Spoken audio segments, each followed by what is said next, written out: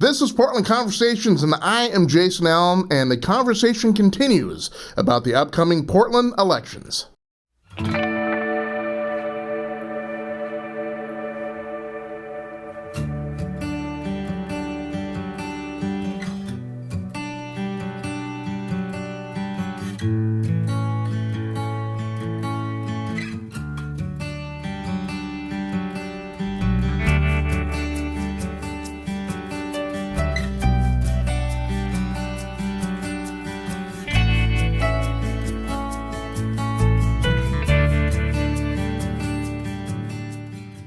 Hey everybody, we are here today talking with Mingus Maps, Portland City Commission position for Mingus. How you doing?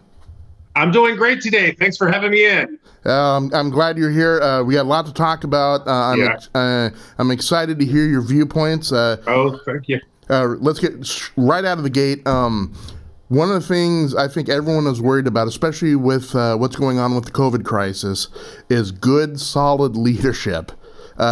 Going, top down, and especially at the municipal grassroots city level.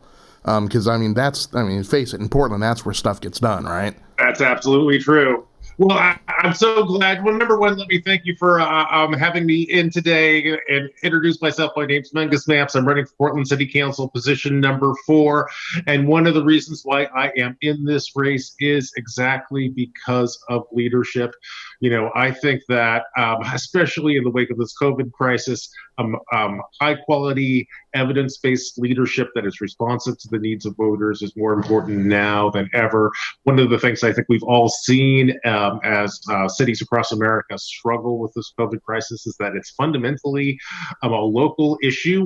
When the rubber hits the road, it's the hospital around the corner, and it's the mayors who are helping lead the way. I look forward to being on city council so I can help our city recover from this crisis and, frankly, some of the crises that we were facing before. So I'm also deeply concerned about our housing crisis in Portland. Obviously, there are too many people who don't have homes, and there are too many people who can't afford homes.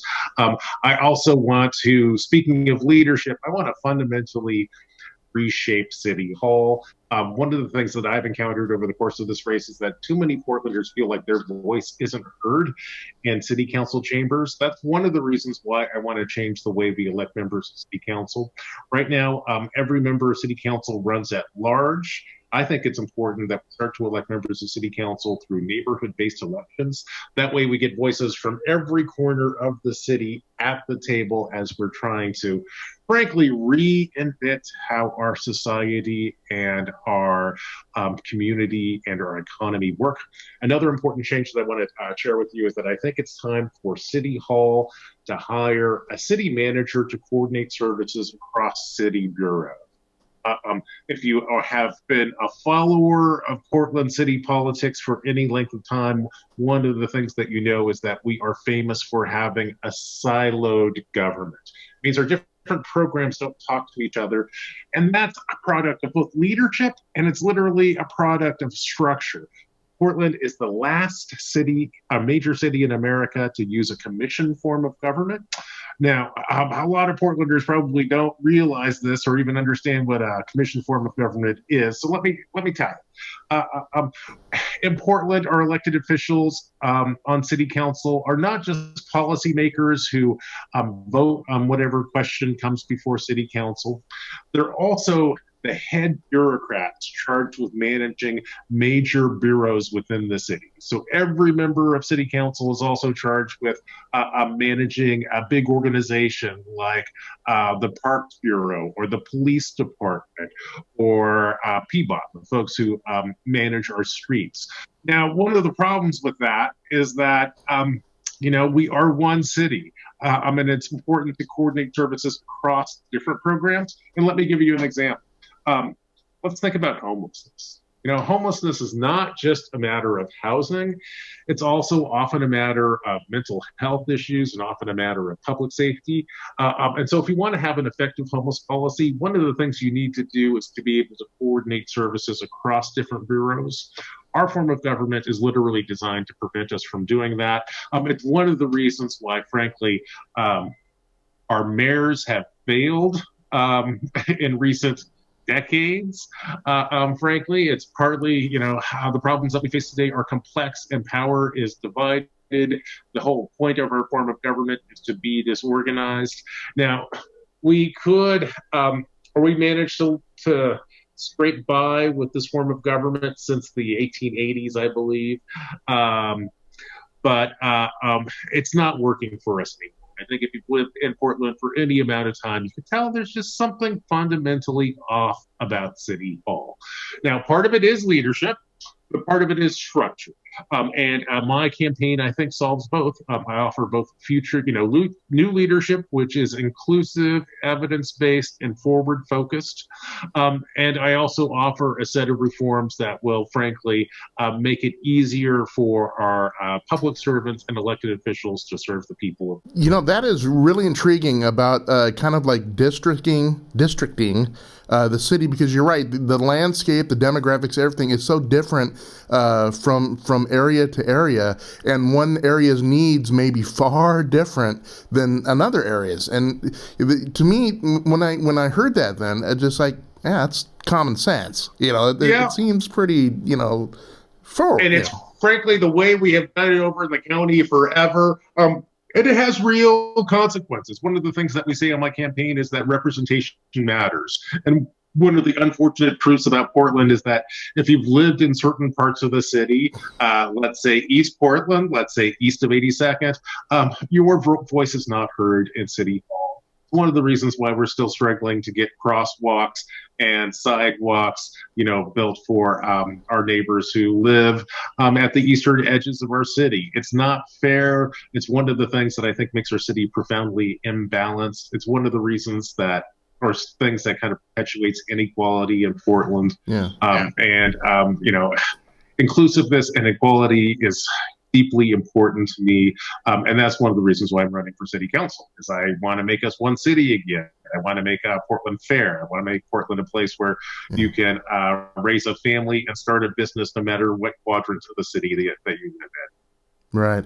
When we talk about leadership, that leads me into the next question, because we're going to need that effective, communicative leadership as far as a recovery from this COVID crisis. Oh my gosh, yes. As we try to climb out of this mess, I'm very worried about it being equitable to everyone, because as we've seen, as far as kind of like a roadmap almost, it seems to always get funneled into those who are, well, the top 1%, or those who have, and absolutely, if you take a look at who is hurt in this crisis and who is likely to be able to slide by, absolutely, it's the working families in our city who are hurting most.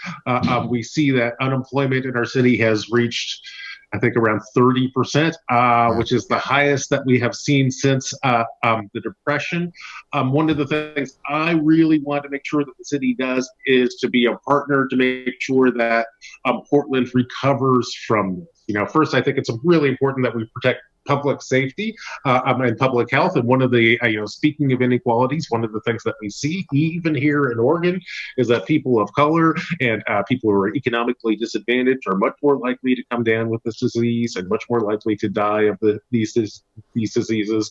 I know we have just passed the beginning of the month, and a lot of Portlanders are awfully scared and struggling to, make rent or make their mortgage payments. This is terrifying. One of my top priorities, indeed, this is my top priority, is to make sure that no Portlander loses their housing. That's why I support the moratorium on evictions. I'm going to fight really hard to make sure that we get some sort of mortgage relief too. One of my top priorities on City Council is to dramatically increase the amount of funding that we provide for emergency rental assistance. I think things are going to be a little bit rough for a while, and I don't want anyone to find themselves on the sidewalk because their restaurant didn't. So we need to make sure that we do all of these things. I also think it's important that we protect public safety. So I really want to make sure that all those direct services that actually make Portlanders healthier and happier and safe get maintained. I won't lie to you, though, we're going to have to make some cuts. So, I don't see the city doing a lot of new hiring. In fact, I've called on the city to freeze salaries and hiring for the rest of this fiscal year. I think we also need to look at literally changing the rules about how in our infrastructure about how how we organize businesses and public events and public celebrations. I come from kind of a community organizer. I spent a lot of time in Portland organizing street fairs and parades and fun runs and whatnot. And those community celebrations mean a lot to me. I'm actually deeply sad that so many of those won't happen this year.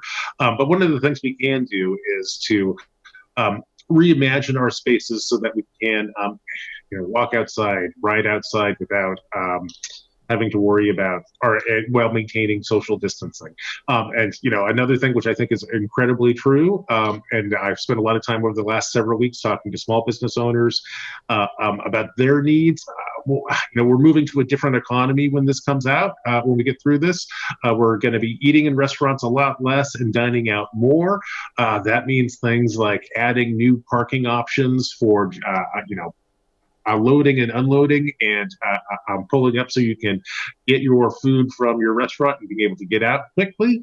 And a lot of, especially for small businesses too, I think it's true that we need to, if we're going to balance these, or maintain this infrastructure and ecosystem of small businesses, we need literally direct aid.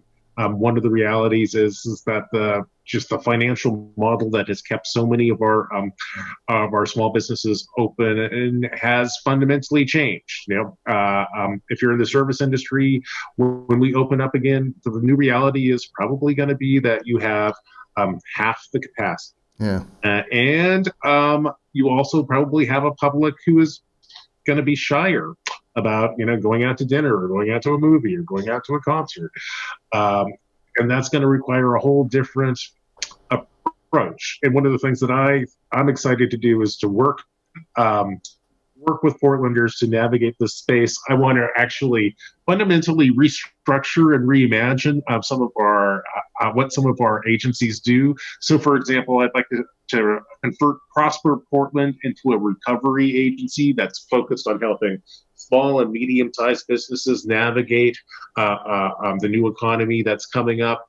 I think it's important to get I'm a big advocate for the arts, so I'd like to see RAC and the Portland Film Office take a leadership role in helping the arts recover from this.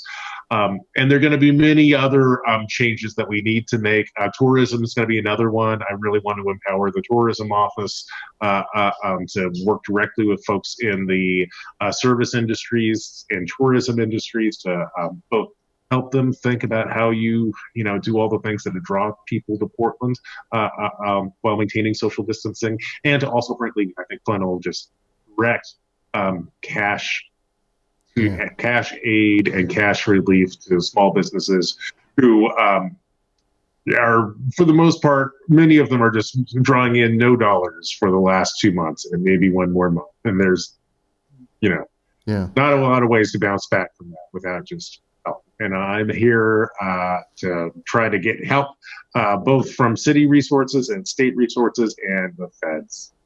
Excellent. One of the things that stemmed from the 2008 recession and especially the housing bubble when it burst is something that really bothered me was as far as affordable housing was, prices getting jacked up, outside developers coming in and just,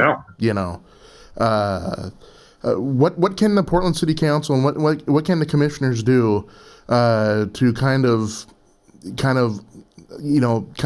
shepherd the situation to make sure there isn't runaway exploitation and a runaway just price increases? Oh, absolutely. And this is literally one of the most important questions facing, you know, the future of our city. I say one of the things that motivates me to get into this race is my kids. I'm sheltering in place with a 9-year-old and an 11-year-old. And one of the things I hope is that when my kids move out of my house in about a decade, they can afford to live in Portland. Yeah. And that is the answer to that question is uncertain. The answer to whether or not my kids will be able to live in Portland in 2030 will be determined by what our city council does today. So I get it. I want my kids out of my house eventually, especially now after 6 weeks. I'm ready for them to get out. But there are some very important things that we can do. And one of the things I've learned over the course of trying to work on the housing issue is that the best way to bring affordable housing to the city is to preserve the affordable housing we have. One of the realities is that it's awfully hard to build affordable housing in Portland because by the time you buy the land and the materials and the labor, it's not affordable anymore. So one of the things I want to do are to embrace policies that make it possible for small mom and pop landlords to continue to kind of offer affordable services or affordable housing to working families. That's where a lot of our affordable housing has come from. And one of the things we see as all these houses have come down is that we have been systematically replacing those charming kind of small single family homes that have provided affordable housing in Portland for years with new expensive condos, which may be beautiful and have granite countertops and whatnot, and fancy fixtures, but are way out of the reach of the average Portland working family. Now, I was just looking at statistics, and given the average income for the average Native American household in Portland, like there's no neighborhood in Portland that the average Native American family can afford to live in without being rent distressed. That kind of displacement is ugly. It's not who we are. That story I told right there is the canary in the coal mine. We will all be displaced out of the city. So what can we do? Let's preserve the affordable housing. Also, we need to build more affordable housing. And one of the ways we can do that is to, frankly, get City Hall out of the way of bringing new affordable housing to the city. Portland is unique in that our permits office and our inspection process for building new stuff is notoriously inefficient and expensive. It takes twice, if not 3 times longer to get an affordable housing project through the bureaucracy at the city of Portland as opposed to our surrounding counties. That's partly about how we staff our bureaucracy, and it's also about some of the priorities we've made. I think that if our goal as a society is to bring more affordable housing to the city, we should, invest in the infrastructure that, lets the city do its part to make that happen. So that means, quicker inspections, cheaper inspections, and the same thing with the permitting process. I also think that the city needs to explore creative options and opportunities to partner with the private sector and the nonprofit sector to bring affordable housing to the city. We have some great community development corporations in town. I'd like to empower them. I'd look for partnerships. Maybe we could grant them land or help for the cost of some projects. And I'm also really interested in innovation. When I talked about being future focused, there are new building techniques which are both green and affordable, which can help us transform the way housing works. How do you maintain the progressive approach to climate change and green technologies? Well, it's all of a piece. One of the things that I think of as we manage this particular crisis is that, a crisis is a terrible thing to waste. Can't go back to business as usual. Instead, we should use this moment to accelerate our moves to where we need to go. One of the things that I used to say about this campaign, and it's true today, or even more true than it's ever been, is that, really one of the things I need to do on city council, or I hope to do, is to fundamentally transform our economy. I want an economy that produces less poverty and fewer greenhouse gases. Let's move towards that new green economy. I think it can be fair, especially if we work with labor to make sure that our new jobs are green jobs and are also labor jobs. And this is an exciting opportunity to literally build green infrastructure. Number one, we need to bring back jobs to the city. So, this is a great time. This is not a time to hold off on new development. Rather, we want to pursue that development to get people back to work. And we need to have an environment and an infrastructure which is green. So I look forward to doing things that help us to become greener. I think we need to reduce our carbon emissions, and we can do things like raise the energy standards for our buildings. We can increase the pace at which our city fleet moves towards green fuels, and we can push our major utility companies to become carbon neutral. I also think that a big part of the solution is going to be getting people out of their cars and onto public transportation and in bikes. So I want to make sure that we improve our bus service. That means having buses run more often and to every corner of the city. I also think that it's important that we, move away from, infrastructure that is based on the assumption of fossil fuels. So that's why, I oppose things like the Zenith Petroleum Terminal and the expansion of the highway at the Rose Court. I think those are the kind of projects we need to leave in the past. On the other hand, this is a great opportunity to build green buildings and to build more charging stations for electric cars.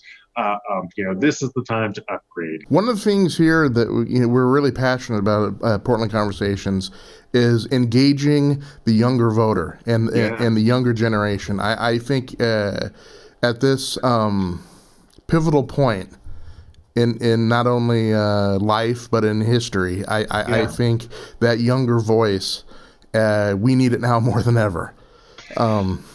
I hear you, and I couldn't agree more. I think several times now I've talked about this being a future-focused campaign, and that's really true. This is about building a better Portland for the people who are coming after us. One of the things I want to do when I'm on city council is to make our city and make our government more accessible and more inclusive. I'm mindful of the fact that when I'm on city council, I will be only the third African-American male to ever serve in that capacity. And I'm also enough of a historian. We haven't really talked much about my background, but I'm also a political scientist by training and a little bit of a political historian, which means that I remember there was less than 100 years ago that Portland repealed the last of its Black exclusion laws. Right. Those laws that say that African Americans can't even exist in the state. Yeah. And to go from, in less than 100 years, from no African Americans being able to legally be in Oregon to an African American man verging on being your next representative on city council, that's huge progress. It also is a reminder of how much work we have to do. That's why when I'm on city council, I view my job as to break down barriers that prevented people like me from participating in government. I also want to make, I still think of myself as young, but I also want to make sure that young people feel welcome in City Hall and feel free to participate in the process and do participate in the process. I'm literally running for City Hall today because I was kind of a government geek going all the way back to high school.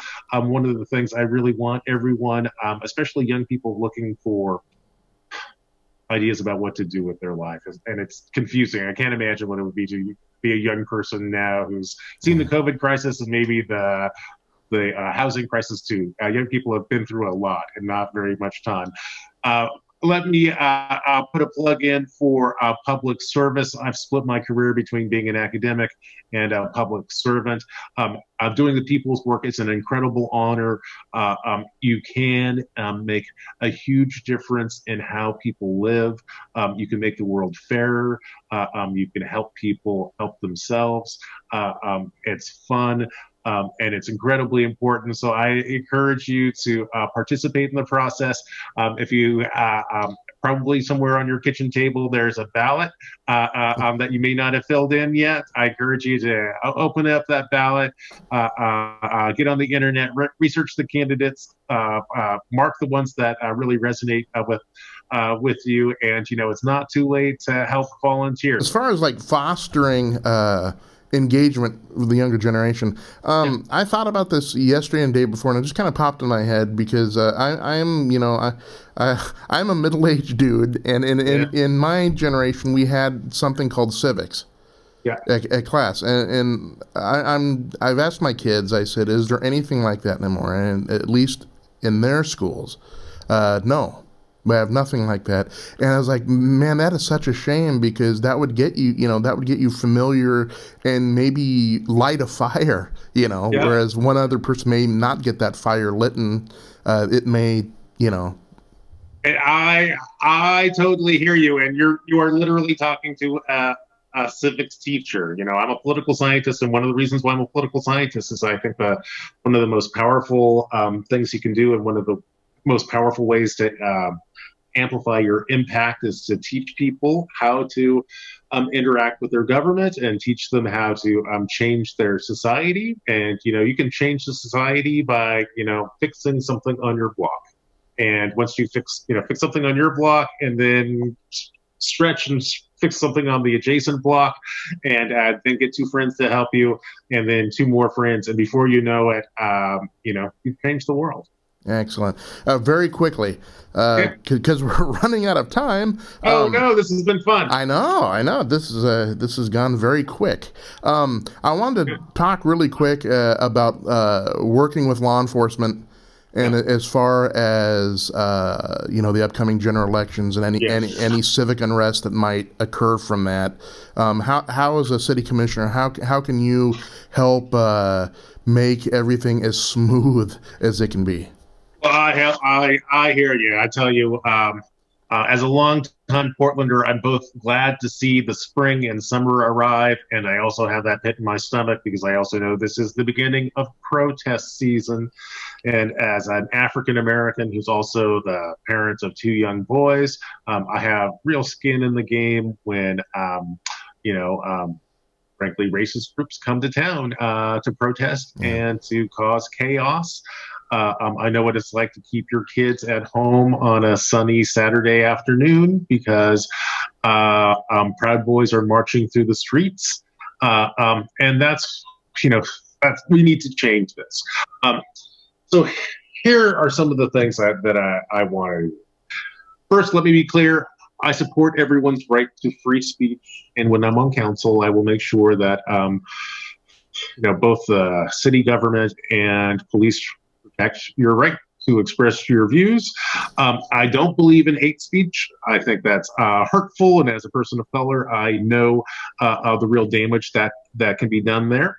I support your right to assemble and to protest. On the other hand, I have zero tolerance for violence or destruction of personal property. A thing that we haven't really done as a city that we just need to do, and I will insist on, is that when protests turn violent or damage property, that the police actually make arrests for people who are actually doing the violence.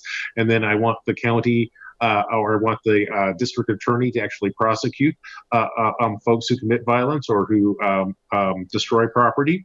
And then there's also a political and I think symbolic element, which is true and important too. In addition to making sure that our basic systems work right in response to street violence, I think that our politics need to work. That's why when I'm on council, I'll reach out to my other colleagues on council and to civic leaders and to the community in general to rally people to make it clear that there's no place for hate in Portland, because there is no place for hate in Portland. Excellent, Mingus. Hey, as we wind down here, give everyone like the URL and where people can go to learn more about you. Sure. Well, if you want to learn more about our campaign, please go to our website, mingusmaps.com. That's MINGUSMAPPS.com. You can find out about our positions there. You can volunteer, and we're doing phone banking. We'd love to have you on there. We'd love you to send out texts to your friends. We're still distributing lawn signs, so if you'd like a lawn sign, you can go to you can click the lawn sign button, put in your address, and we'll have a volunteer deliver it the next day. I think this is a unique opportunity to get our city back on track. This election has never mattered more than it does today. I think in this race, you really do. It's a fairly simple choice. I think we have candidates who represent the past, status quo, and the future. I hope to be your future-focused candidate, and I hope that I have earned your vote. Thank you. Mingus, thank you so much.